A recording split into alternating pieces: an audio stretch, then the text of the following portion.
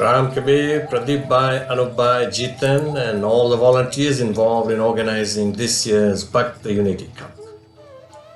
Thanks for putting it together once again. You've already done this a few times before. Each time it gets better and better. In fact, it's one of the very best organized sporting events in our entire community.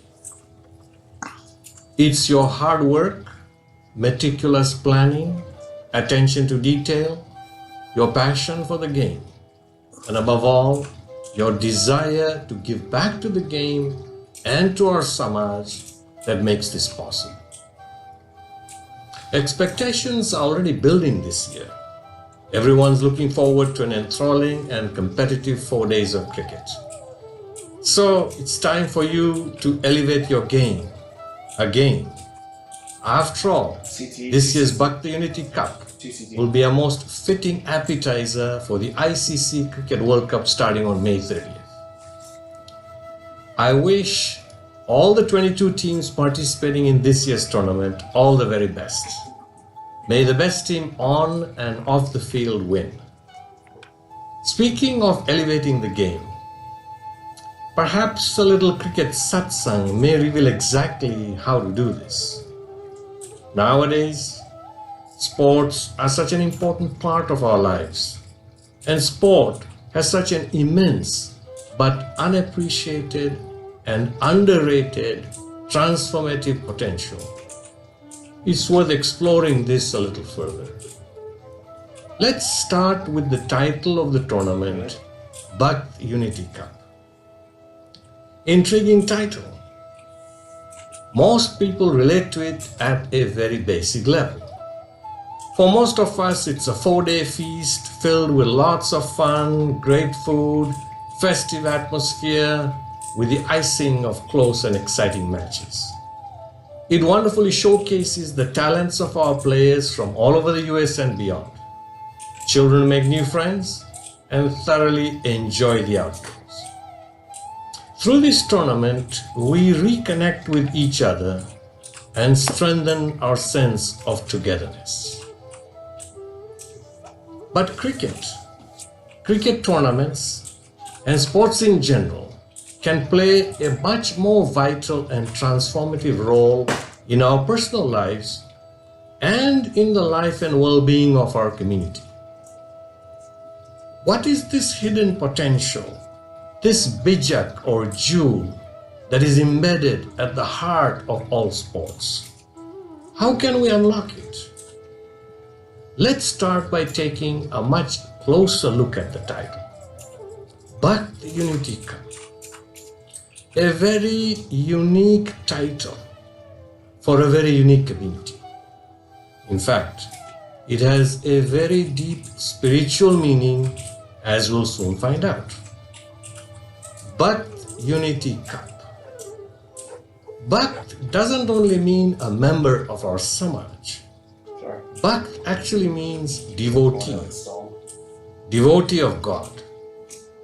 A Bhakta is a spiritual aspirant, a sadhak who engages earnestly in spiritual practices or sadhana to raise his or her level of consciousness to the highest.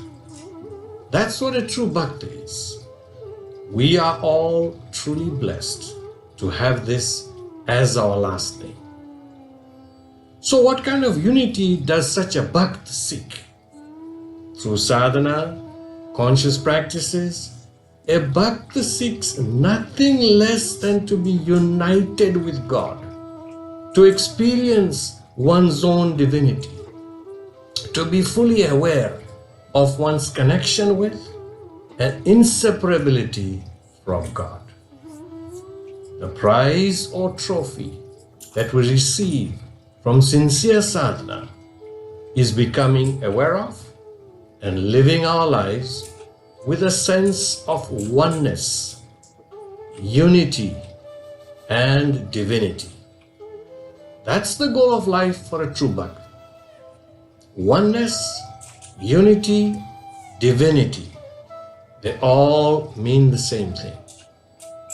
When we look at it from this perspective, we can readily see that Bhakti Unity Cup has a much deeper, much more profound meaning. This meaning throws down the ultimate challenge to us.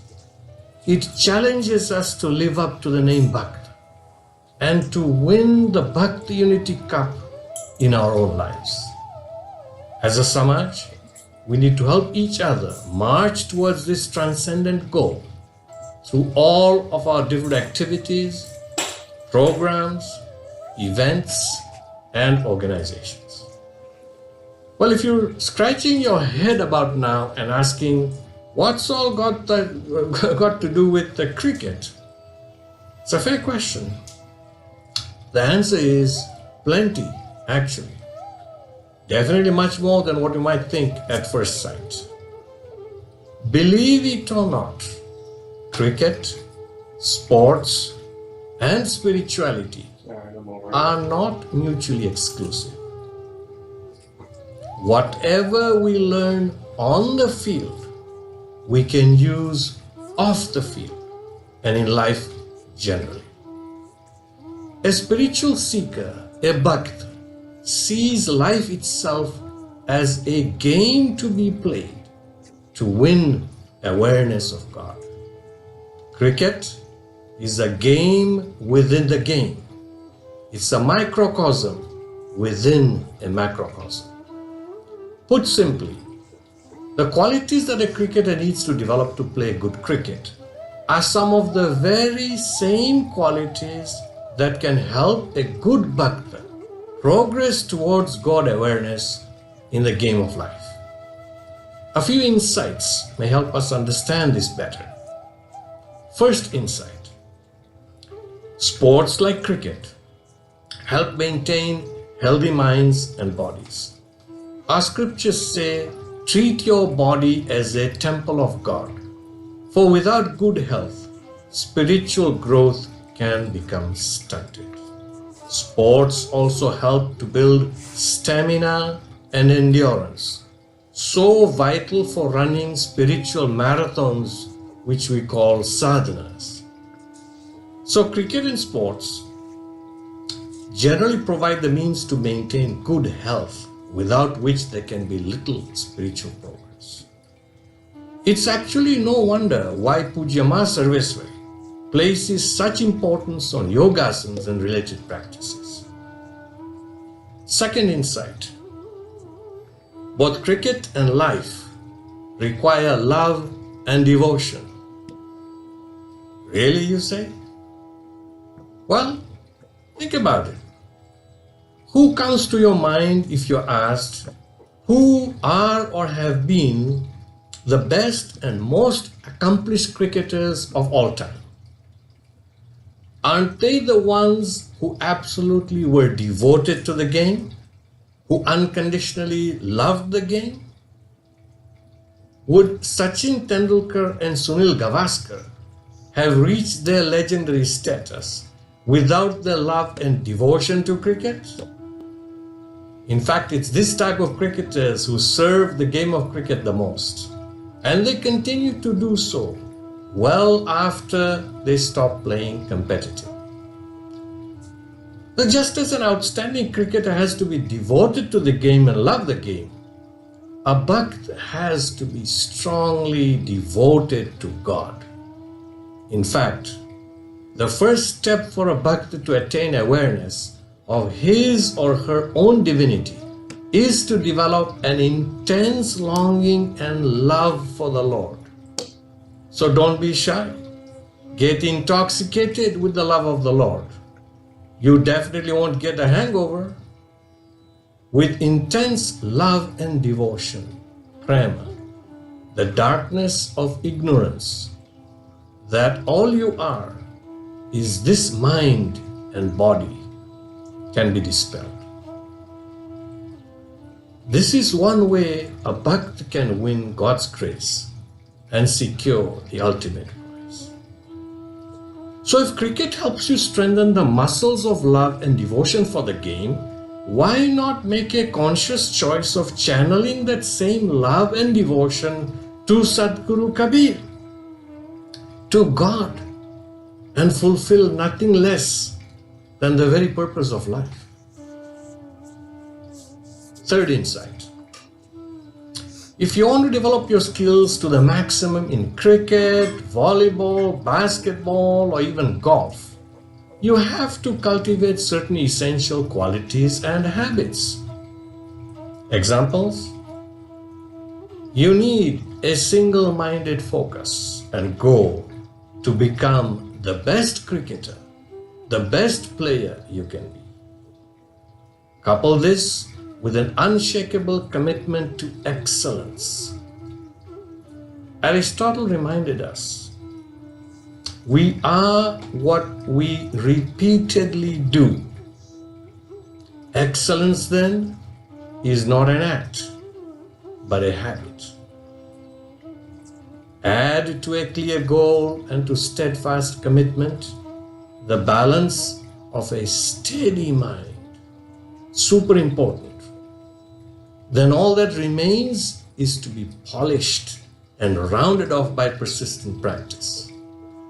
When a 7'2" tall fast bowler is thundering down at you when you are batting, you only have a split second to make a decision.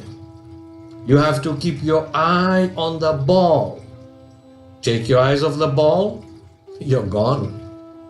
It is practice, practice, and more practice that helps develop the intense concentration needed to face fearsome bowlers calmly and with confidence.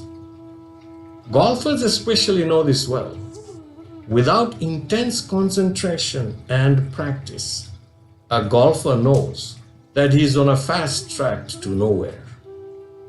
Developing all these qualities and habits is a work in progress, and the guidance of an experienced coach, a cricket guru, is invaluable.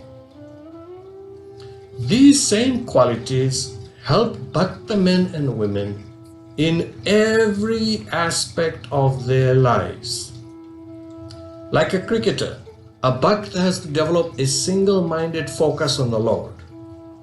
A buck has to put God in the center of his life. Like a cricketer who has to keep his eyes on the ball, a buck has to fix her eyes on the paramount goal of attaining God realization in this very lifetime. To do so, a bhakt also needs to engage in consistent practices and seek the guidance of a Satguru. It could be a Satguru living today, or Sadguru Kabir, who is our always living deepest consciousness.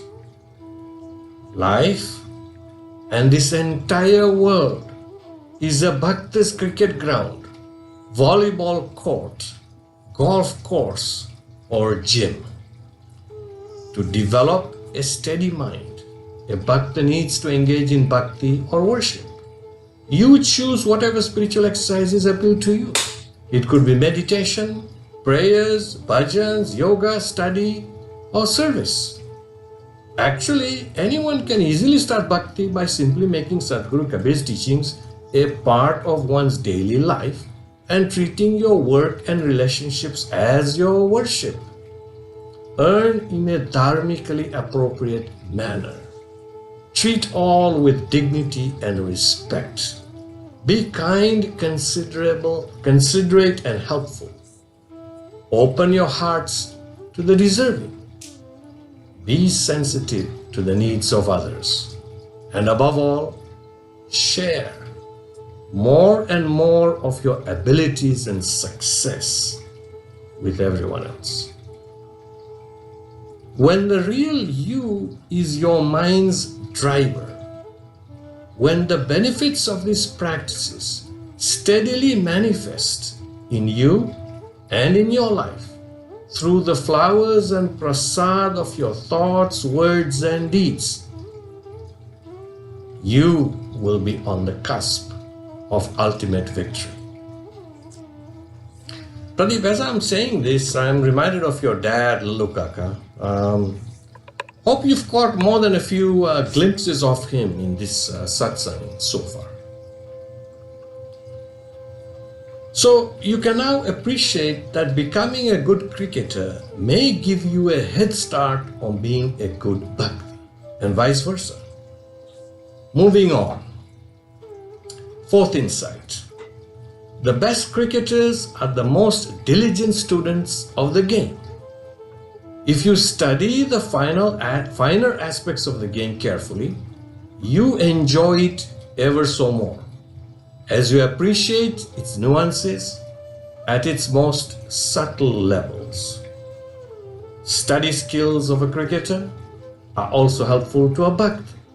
It is essential for a good bhakta to engage in self-inquiry, contemplative study of our scriptures, ruminate on their meaning, acquire insight and knowledge, jnana, and constantly apply those lessons in life.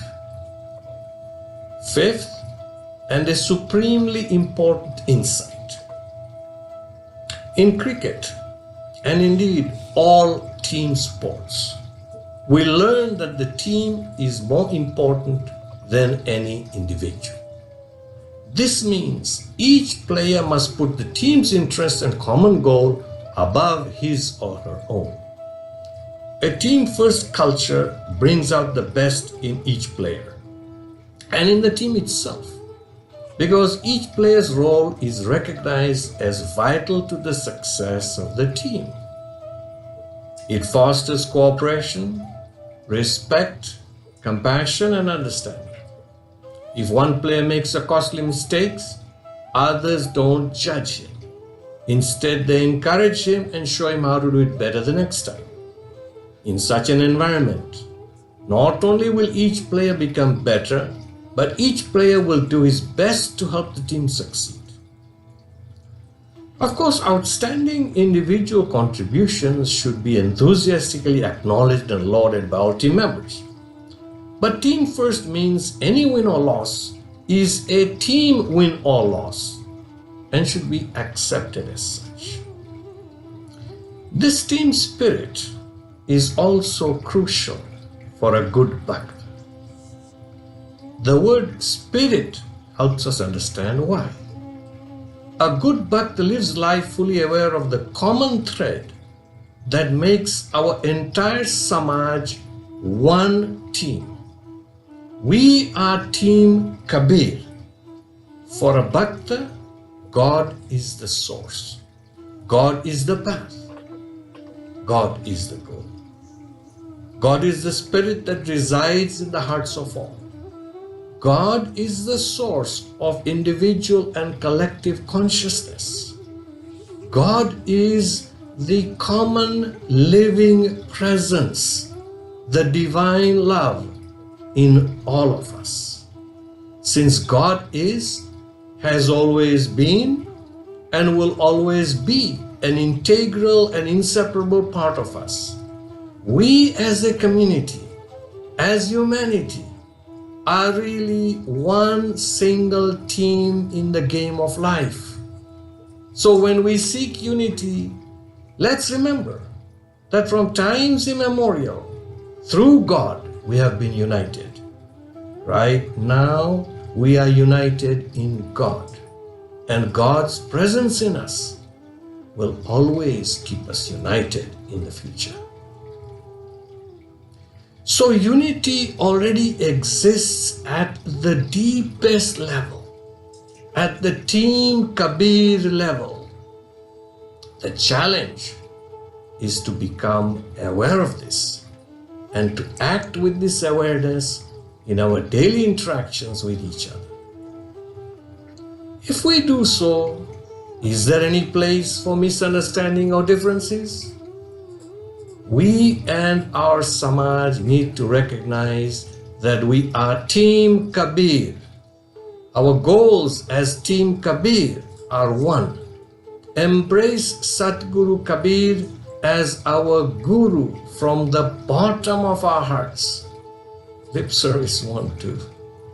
2. Center our lives and activities through his teachings. And 3.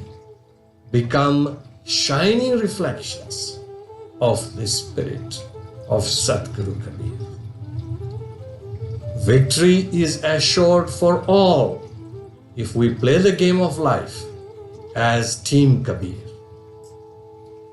Remember, if we don't respect and adhere to the rules of the game of cricket, cricket as we know it cannot exist. Similarly, without incorporating Sadguru Kabir's teachings into our lives, we cannot reach our true potential. Sixth insight. Throughout the history of cricket, the most outstanding cricketers were the ones who developed the quality of equanimity. Equanimity means remaining balanced and equal-minded in happiness and sorrow, gain and loss, victory and defeat. Equanimity breeds self-confidence. Mature cricketers accept any win or loss or any adverse umpire's decision with class, grace, and dignity. They always respect competing teams and players.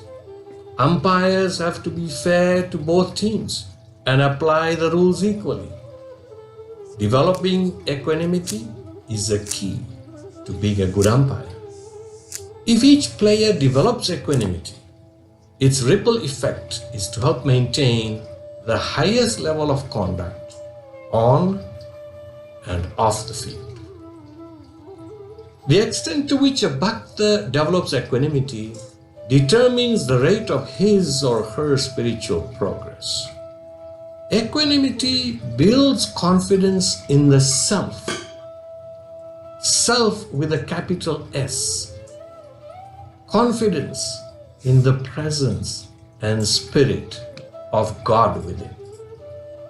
So if equanimity is important in competitive cricket or other sports tournaments, it is even more so in our community. Competition between individuals and organizations should remain healthy at all times and bring out only the best in us. Cooperation, respect, love, and kindness towards each other are what constitutes winning. Every day spent without such feelings for each other is a day in the life of our community that is tragically wasted. If we think, feel, and act that what unites us is the divine presence of God within each of us, we will all be winners in the game of life. One final point. One of the most endearing qualities that tournaments like this invariably bring out is the cardinal quality of selfless service. Year in, year out, you and many others like you help organize successful tournaments, cricket, golf, volleyball. Without selfless service, none of this would be possible. You serve and sacrifice because you love the sport which has given you so much, and you express your gratitude by giving back to the sport and to our community. My late friend Jagdish Bhai Dayabai Bhatt was a very good example of this. You are all very much like him, and I'm sure you know of others like him. For a Bhakt, selfless service is vital. It is nothing less than a powerful and potent path to God. It is a practice of loving and serving God through seva. For seva performed without expectation of reward or praise and done purely out of love and compassion is a most high spiritual discipline. To do this, you have to see, acknowledge, and appreciate the presence of God in yourself and in everyone else too. You have to understand that there are actually no others. All are one. That there is just one God who manifests as the living presence within each one of us. One God, innumerable minds and bodies. So the bottom line is that there is no bottom line. Each one of us has an infinite potential to grow. Cricket and sports in general, played with a conscious understanding of the profound qualities it helps develop, can actually help each bhakt move towards the path to experience their own divinity. If we can tap into the finest and most noble aspects of the game of cricket by using it as a springboard for spiritual growth and aspirations, this game can play a much more important role than it has ever done before. If we elevate our game, the game will definitely elevate us. To conclude, the next time you hear someone say in India cricket is a religion, I hope your reaction is going to be more than you can ever imagine. Let's not underestimate cricket's potential to help bhaktas reach the final destination. May the game of cricket provide you with the foundation to win in the game of life. Thanks for bringing the Bhakti Unity Cup to sunny Southern California once again. Wishing you and everyone a more successful and enjoyable 2019 Bhakti Unity Cup. May Sadguru Kabir bless you and our team Kabir. Ram Kabir.